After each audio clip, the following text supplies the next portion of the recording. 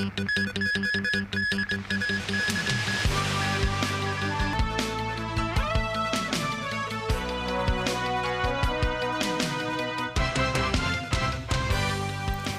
evening and thank you for joining us. Water supply is largely back to normal after Sunday's water pipe burst near Shenzhen's tram line. Roughly 10,000 households and businesses were affected by water suspension, with many in the immediate area and in Saiwan-ho making trips to water tanks to fill up their buckets and bottles. Hiba Khan was there.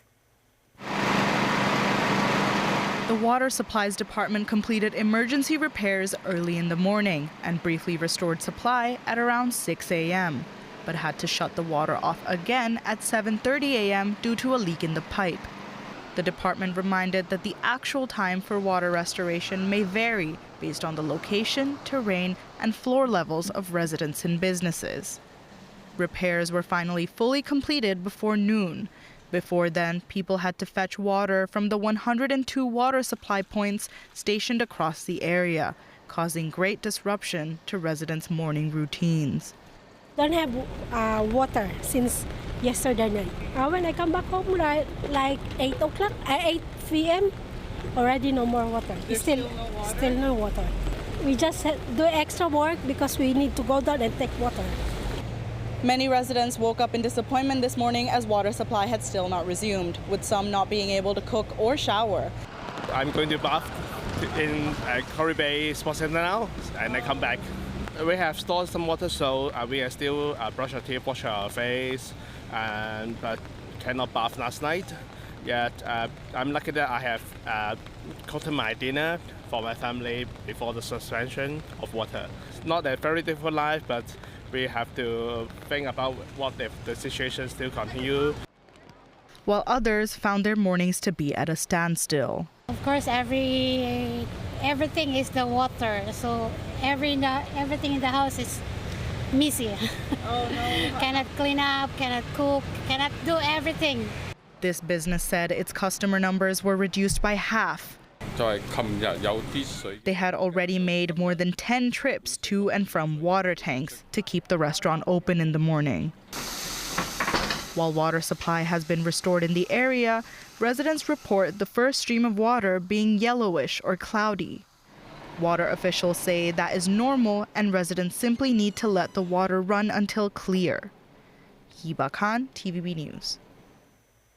An expert estimates that the pipe in Shenzhen developed another leak even after completion of repairs due to pipes weakened by age. President of the International Institute of Utility Specialists Wang King says when pipes age as a whole, continuing repairs will result in another burst point. He explains that after other pipes in the area are repaired, water pressure increases, and this weak point may result in another burst. He stresses that if it takes too long to reinforce the pipe, there is definitely a chance of another rupture. Shenzhen Metro has stepped up security checks starting today.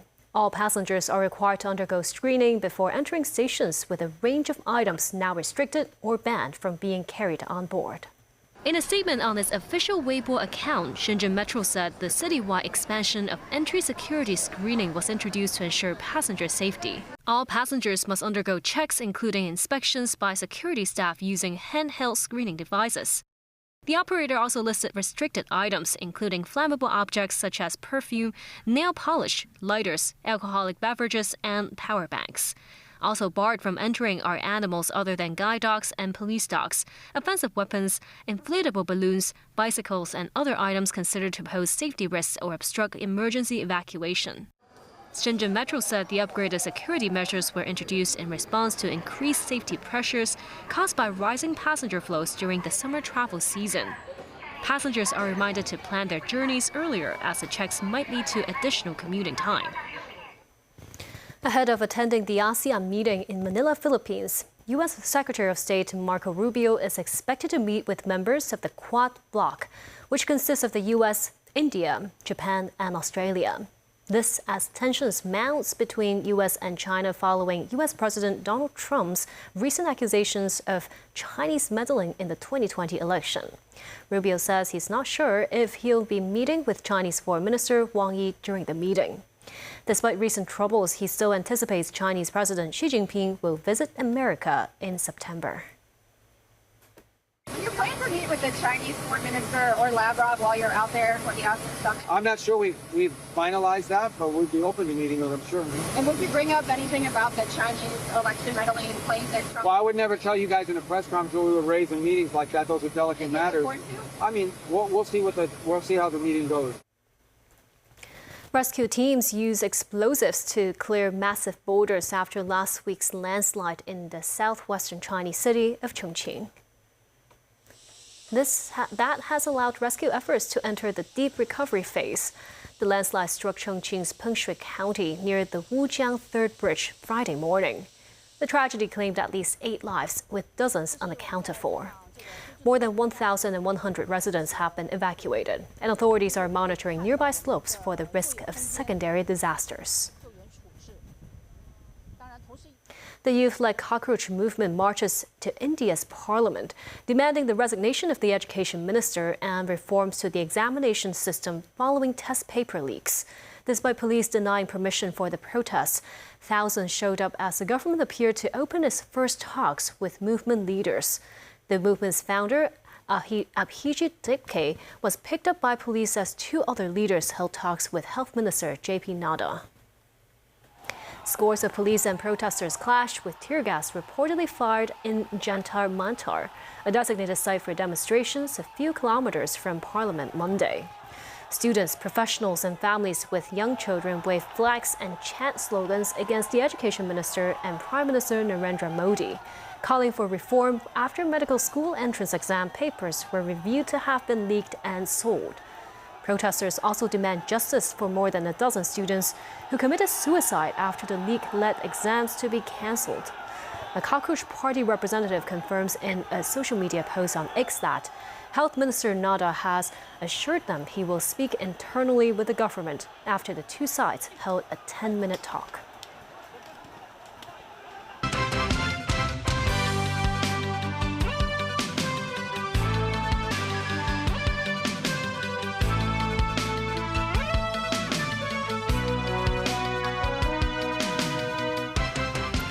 Welcome back. Andy Burnham, the former mayor of Greater Manchester and new leader of the Labour Party, has taken the final steps to succeed Keir Starmer to become Britain's 7th Prime Minister in a decade. Danny Rao tells us more. Departing British Prime Minister Keir Starmer gave a short farewell speech before going to Buckingham Palace to tender his resignation to King Charles III. I'm about to visit His Majesty the King to offer my resignation and close the book on my time as Prime Minister. My work is done. In 6.5 years, I took our party from a historic defeat in 2019, changed it so it was fit to face the country, and won a landslide general election victory in 2024. Since then, it has been the privilege of my life to serve you and this great country as Prime Minister. And I am confident that Britain is now stronger and fairer than it was 2 years ago. And I thank the British people for the opportunity to serve. I go with good grace, I go with a smile, and I go proud of everything that we have achieved. Thank you very much.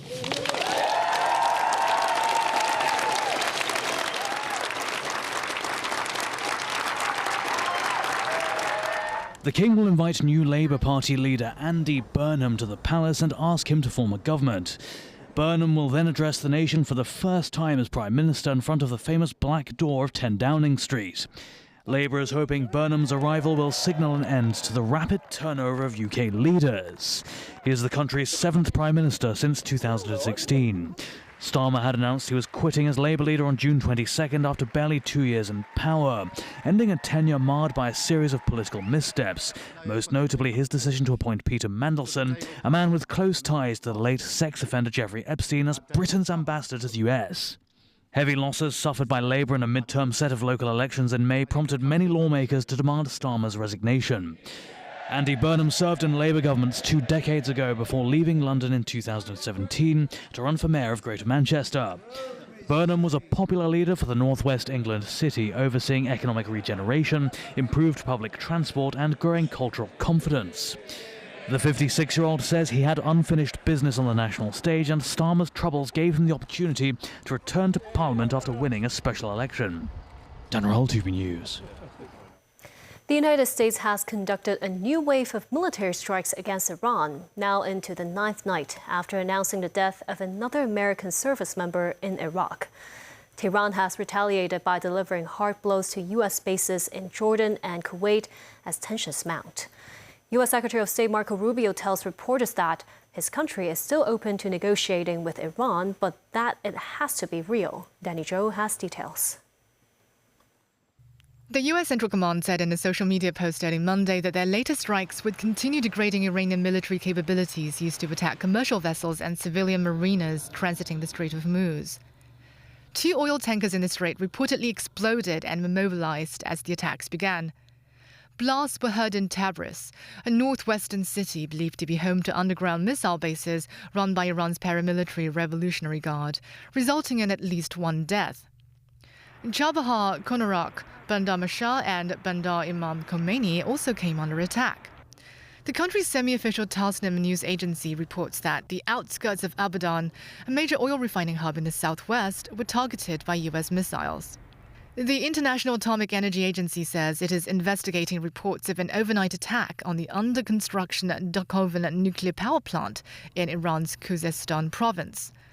A number of Gulf states that host U.S. military installations have borne the brunt of Iran's retaliation. The Guards on Monday announces striking and severely damaging multiple American military aircraft in an airport in Aqaba, Jordan.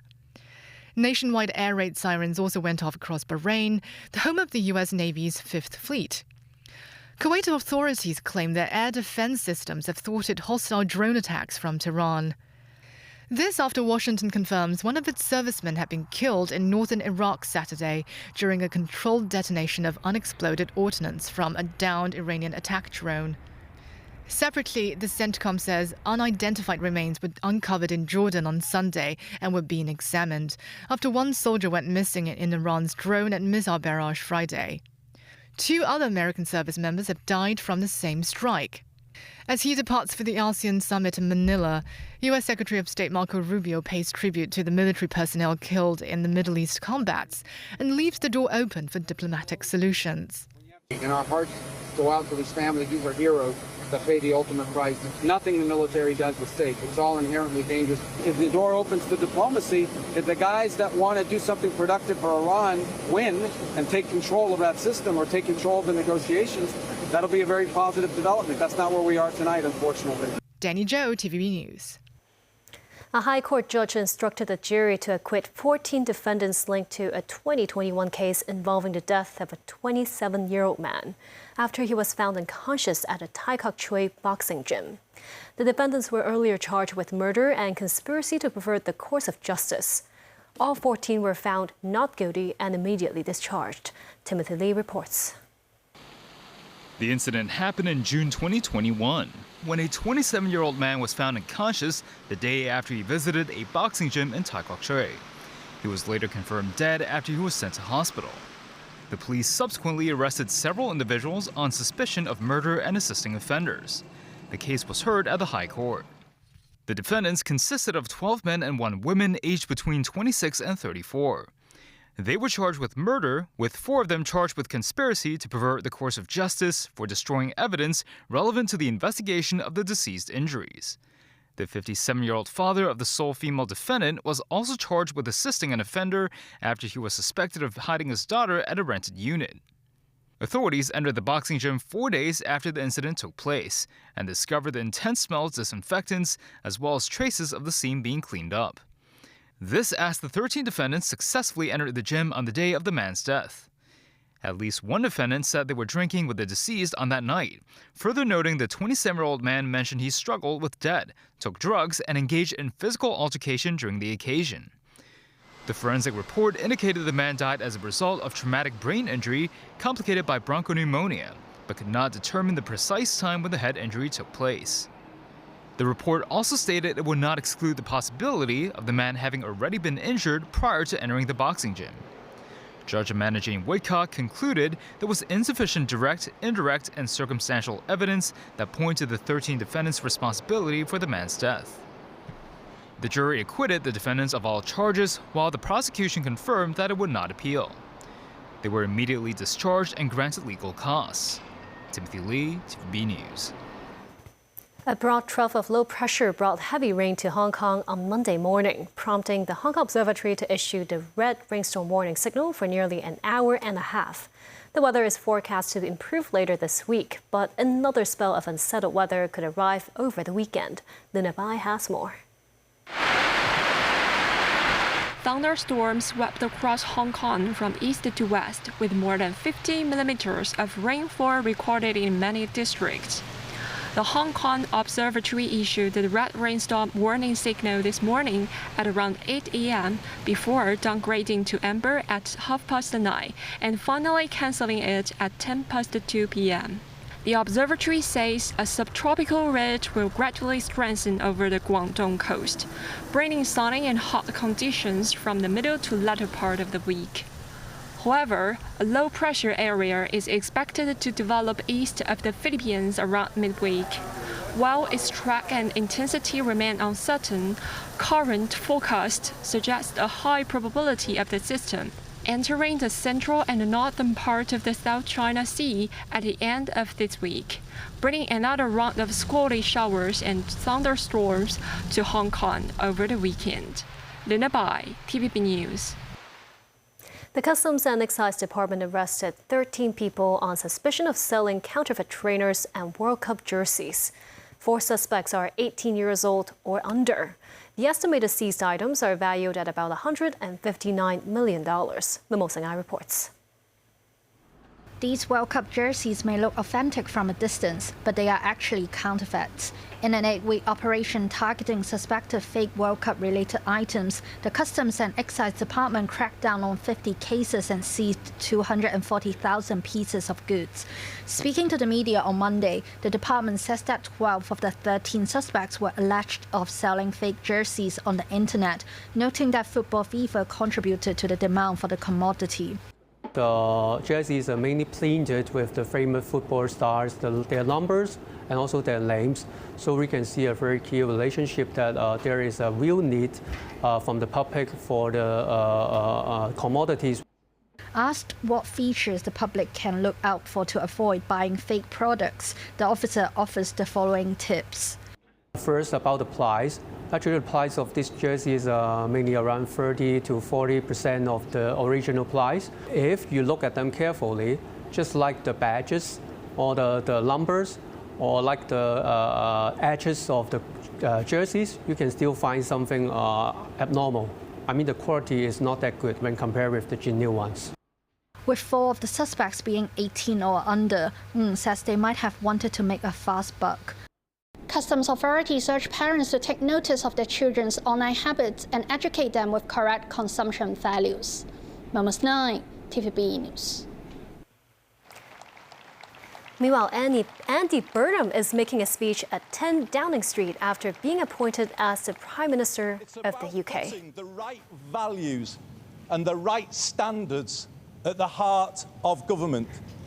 I will put the care of people at the heart of everything I do.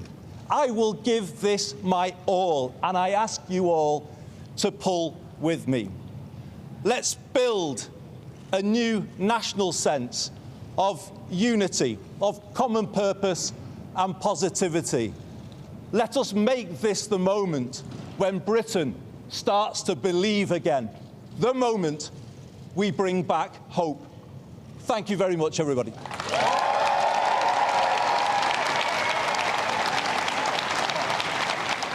And we'll have more updates in our news roundup tonight. Stay tuned.